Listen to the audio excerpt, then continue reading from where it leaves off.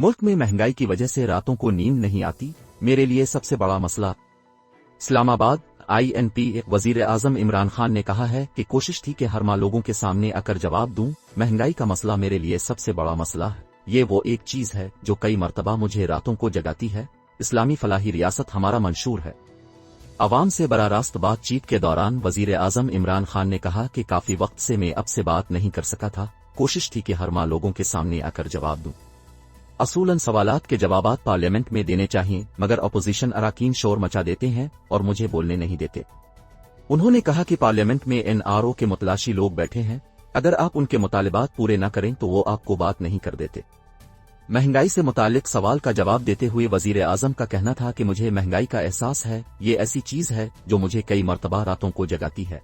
हमें माजी की हुकूमत का छोड़ा हुआ पाकिस्तान की तारीख का सबसे बड़ा करंट अकाउंट खसारा मिला।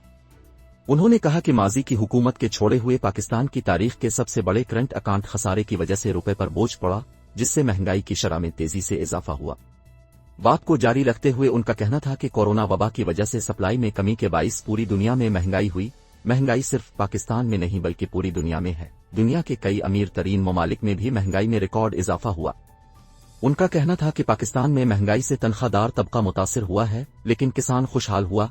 मजदूर तबके की तलब में इजाफा हुआ, कई शोबों में रिकॉर्ड तरक्की हुई और कारपोरेट सेक्टर ने रिकॉर्ड मुनाफा कमाया है। कारपोरेट सेक्टर को अपने वर्कर्स की तनख्वाहें बढ़ानी चाहिए।